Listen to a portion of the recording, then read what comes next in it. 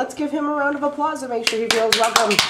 Hey, Jesse, rock this personal narrative. And whenever you're ready, you can go ahead. Moving to a new house might entail moving down the street, moving to a new town, or even moving to a new country. Through my experience in moving, I learned that no matter where you are, your family will always be there for you. As I moved from California to Japan, my family moved to a brand new environment, but we are still the same people. In the summer of 2008, I received news that I thought would change my life forever. My dad told our family that he was being stationed in Okinawa, Japan, which meant that our family would be moving that coming winter. As he explained what it meant to my family, his paralanguage was very calming. Paralanguage is defined by Julia T. Wood in Communication Mosaics as vocal communication that does not involve words, such as vocal qualities including sound and tone, or noises such as guttural sounds or murmurs. As he continued to explain the situation to us, our communication resembled a linear model defined by Wood as straightforward communication with little feedback. I was just not quite sure how to respond to this news. As an 8-year-old third grader, it seemed like my entire world was falling apart. I had lived in San Diego, California for about 4 years, and it seemed like my home there was all I had ever known. I was very doubtful, and I had lots of interpersonal communication, which is defined as communication with ourselves, or self-talk, according to Wood.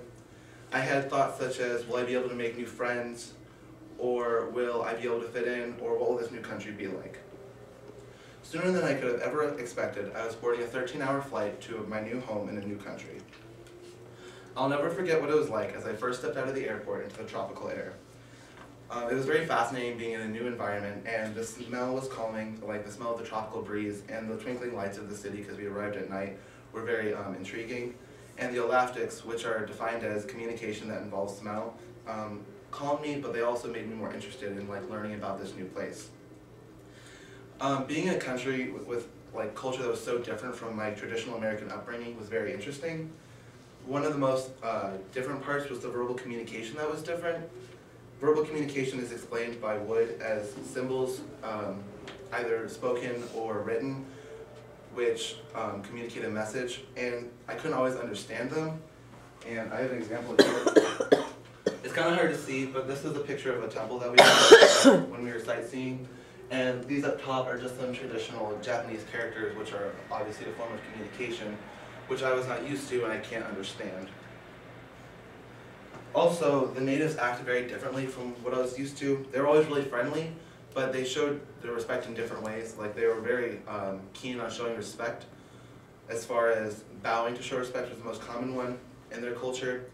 And the content level meaning of the bow is always just a greeting, but the relationship level meaning can always change depending on the person, with the depth of the bow and the amount of respect. Content level meaning is defined in Communication Mosaics as the literal meaning of the message, while the relationship level meaning of the message is taking in using the context and the relationship between the two people. Although I lived in Japan, there were other American families stationed there that we interacted and communicated with. Even being around these different Americans felt different. Although we spoke the same language, there were obvious differences in our more personal cultures. The greatest example that I can think of is how we had different names for the same objects. The one that stuck out the most to me was the use of book bag versus backpack, and that always really bothered me. I was so used to using backpack, but it was kind of understood that we were referring to the same thing.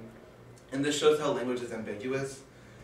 Communication Mosaics defines language as ambiguous, saying that there's not always a precise meaning behind communication, and that it can be interpreted in different ways.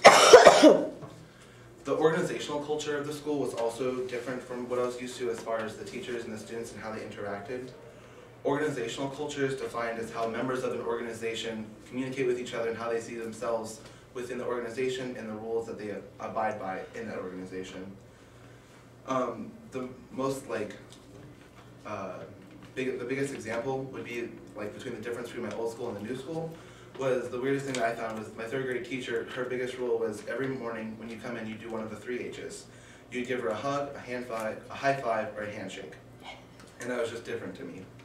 Even after moving to a different environment with new people and new cultures, my family remained a constant in my life. Although everything around me seemed to be changing, my family was still there for me. We were all so close together, we acted the same, and we lived together. I could still talk to my siblings about anything, and my parents were still there to care for us, and we were still one big loving family. And so I have just a couple pictures of us after we moved. This is us at a retreat. It's up north on the island. And this is Faith, Hope, and I, and according to the caption on Facebook that I stole this from my mom, Faith's pretending to be our child. And here we are. My mom took this picture because she doesn't like being in pictures, but this was just us as a family there.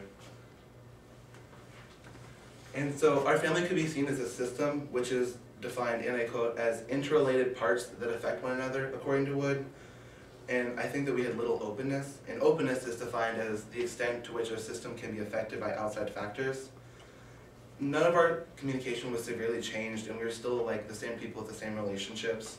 We didn't treat each other any differently, and we spoke to each other the same way. We were the same family, but just in a different place. Through my experience in moving, I learned that no matter where you are, your family will always be there for you. When I moved to Japan, I experienced a new environment with different people and different forms of communication. Though it was odd and even difficult at times, I had my family through it all. Okay. Thank you very much. Let's give them a round of applause. Thank you, Jesse.